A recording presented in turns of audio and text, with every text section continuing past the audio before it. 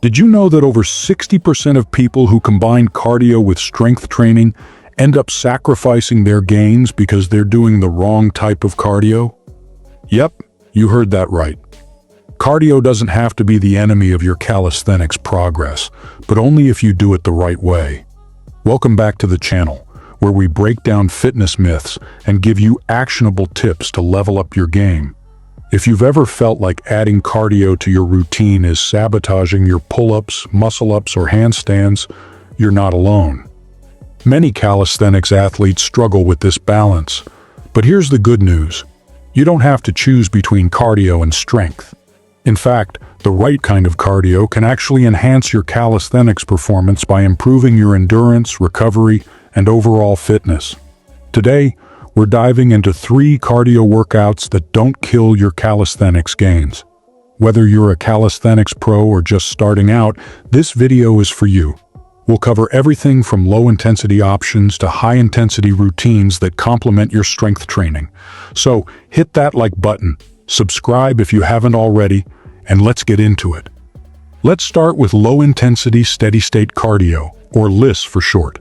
This is the kind of cardio that keeps your heart rate at about 50–70% of its max. Think activities like walking, cycling, swimming, or even a light jog. The beauty of LISS is that it's gentle on your body while still improving your cardiovascular health and burning calories. Why is this great for calisthenics athletes? Because it doesn't put too much stress on your muscles or central nervous system. That means you can recover faster and still crush your pull-ups, push-ups, and dips the next day. Plus, it's a fantastic way to stay active on your rest days without overtraining. But here's the catch. Don't overdo it. If you're walking for 2 hours every day, you might start dipping into your muscle recovery reserves. Stick to 30–45 minutes, 2–3 times a week. And hey, if you're someone who hates running, this is your excuse to take a chill walk while listening to your favorite podcast or audiobook. It's a win-win. Pro tip: if you're doing LISS outdoors, try exploring a new park or trail. It's a great way to keep things fresh and enjoy nature while staying active. You can even turn it into a social activity by inviting a friend or family member to join you. Another benefit of LISS is that it's incredibly accessible. You don't need any special equipment or a gym membership. All you need is a pair of comfortable shoes, and you're good to go. Plus, it's a great way to clear your mind and reduce stress, which is just as important for your fitness journey as the physical aspect. Next, we have HIIT, but with a twist. Instead of sprinting or using heavy weights, we're sticking to bodyweight movements. Think burpees, mountain climbers, jump squats, or even explosive push-ups. The key here is short bursts of high effort followed by rest. Why does this work? HIIT spikes your heart rate but keeps the session short, usually 15–20 minutes. This means you're burning calories and improving your endurance without breaking down your muscles like a marathon would. Plus, it's a great way to improve your stamina for those longer calisthenics sets or routines. For example, you could do a 20-minute HIIT session like this. 40 seconds of burpees, 20 seconds of rest. 40 seconds of mountain climbers, 20 seconds of rest. Repeat for 4 or 5 rounds. But a word of warning, don't go all out every day. HIIT is intense, and your body needs time to recover. Stick to 2 sessions a week, and always listen to your body. If you're feeling wiped out, it's okay to dial it back. Remember, recovery is just as important as the workout itself.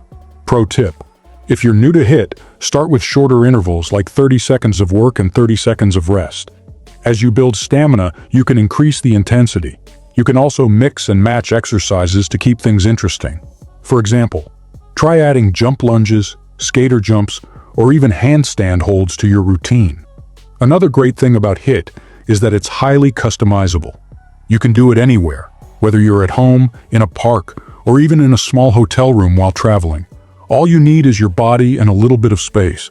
And if you're short on time, you can even squeeze in a quick 10-minute session and still get amazing results. Last but not least, we have circuit training that incorporates calisthenics movements. This is where you combine strength and cardio in one killer workout. For example, you could do a circuit of pull-ups, push-ups, squats, and planks with minimal rest in between. The best part? You're building strength and endurance at the same time without compromising your gains. It's like hitting two birds with one stone, except the birds are your fitness goals and the stone is your workout. Here's an example of a calisthenics-based circuit. 10 pull-ups, 15 push-ups, 20 bodyweight squats, 30-second plank hold rest for 1-2 minutes, and repeat for 3-4 rounds. This type of workout keeps your heart rate elevated while also challenging your muscles. It's perfect for days when you're short on time but still want to get a full body workout in. Just remember to keep the intensity moderate. If you're gasping for air after every round, you might be pushing too hard.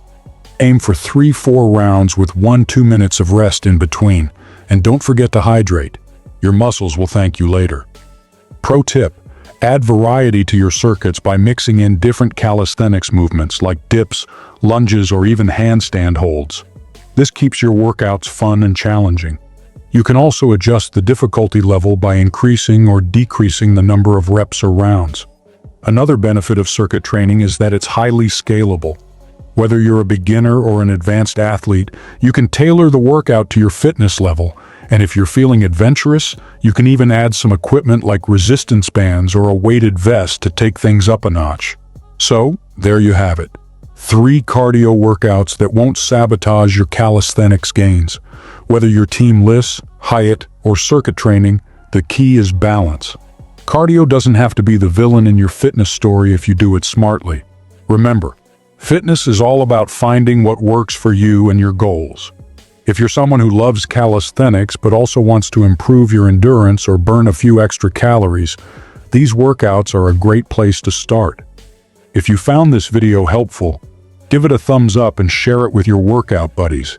And don't forget to subscribe for more tips on how to stay fit, strong, and injury-free. Let me know in the comments which cardio workout you're going to try first. Until next time, keep moving, stay strong, and remember, fitness is a journey, not a destination. See you in the next one.